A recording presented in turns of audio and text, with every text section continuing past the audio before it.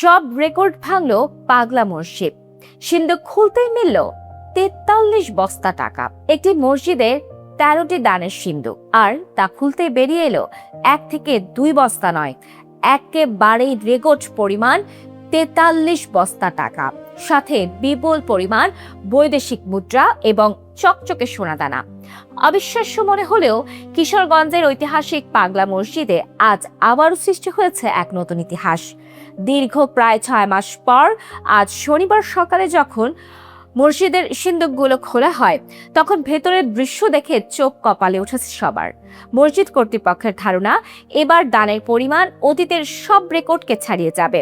কিন্তু কেন এই মসজিদে মানুষ এত বিপুল পরিমাণ দান করেন, আর এই ৪৩ বস্তা টাকা গুনতে কত মানুষের প্রয়োজন হচ্ছে? চলুন জেনে নেওয়া যাক সব রোমাঞ্চকর তথ্য। কিশোরগঞ্জ শহরের পশ্চিমে নরসুন্দা নদীর তীরে অবস্থিত এই পাগলা মসজিদ জেলার অন্যতম ঐতিহাসিক ও জনপ্রিয় একটি ধর্মীয় প্রতিষ্ঠান।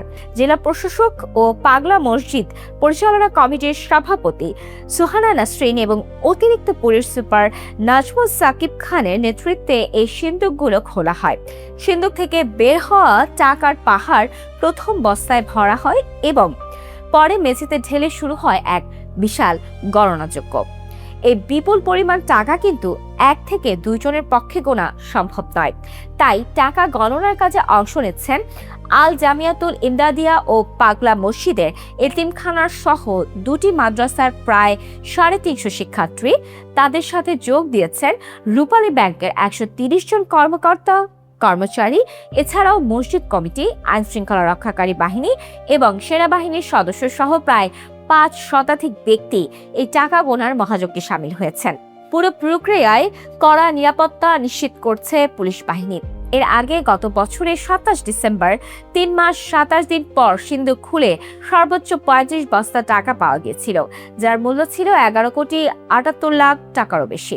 এবার যেহেতু ৪৩ বস্তা টাকা মিলেছে, তাই টাকার পরিমাণ যে আগের সব রেকর্ড ভাঙছে তা বলাই বাহুল্য। নিশ্চয়ই ভাবছেন এই কোটি কোটি টাকা দিয়ে কি করা হয়। জেলা প্রশাসক সুহানা নাসরিন জানিয়েছেন, পাগলা মসজিদ ও ইসলামিক কমপ্লেক্সের সমস্ত ব্যয় নির্বাহের পর অবশিষ্ট অর্থ ব্যাংকে সুরক্ষিত রাখা হয়। বর্তমানে ব্যাংকে জমা আছে প্রায় ১১৪,১৩,০০,০০০ টাকা, আর অনলাইনে পাওয়া দানের পরিমাণ প্রায় ২৫ লাখ টাকা। এবার গণনা শেষে পাওয়া অর্থ এই ব্যাংকে জমা করা হবে। আর সিন্দুকে যে বিপুল পরিমাণ বৈদেশিক মুদ্রা ও স্বর্ণালংকার পাওয়া যায়, সেগুলো জেলা প্রশাসনের ট্রেজারিতে সংরক্ষণ করা হয় এবং পরবর্তীতে উন্মুক্ত নিলামের মাধ্যমে বিক্রি করে সেই টাকাও ব্যাংকে জমা রাখা হয়।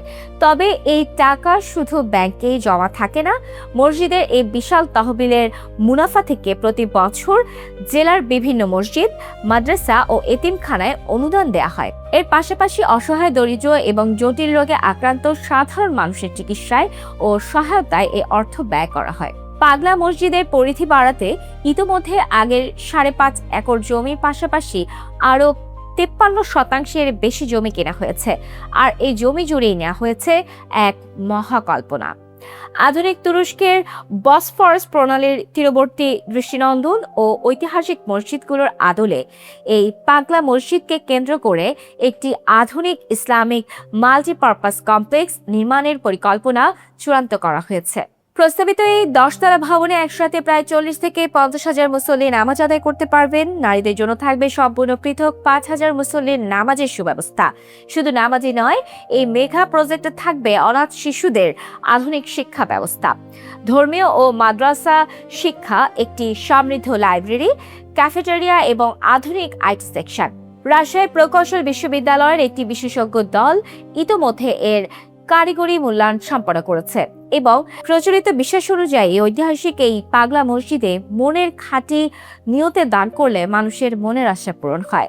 আর এই বিশ্বাস থেকেই প্রতিদিন দেশের প্রতিটি প্রান্ত থেকে ধর্ম বর্ণ নির্বিশেষে হাজার হাজার মানুষ ছুটে আসেন এখানে দান করতে। নগদ টাকা ছাড়াও সোনা, গবাদি পশু, হাঁস মুরগি, যে যা পারে অকাতরে দান করে যান। আর মানুষের এই ভালোবাসাই আজ পাগলা মসজিদকে দান প্রাপ্তির দিক থেকে দেশের অন্যতম শীর্ষস্থানে নিয়ে গেছে। পাগলা মসজিদের এই ঐতিহাসিক রেকর্ড পরিমাণ দান এবং তুরস্কের আদলে মেগা কমপ্লেক্স নির্মাণের উদ্যোগ সম্পর্কে আপনার অনুভূতি কি? আমাদের কমেন্ট বক্সে লিখে জানান।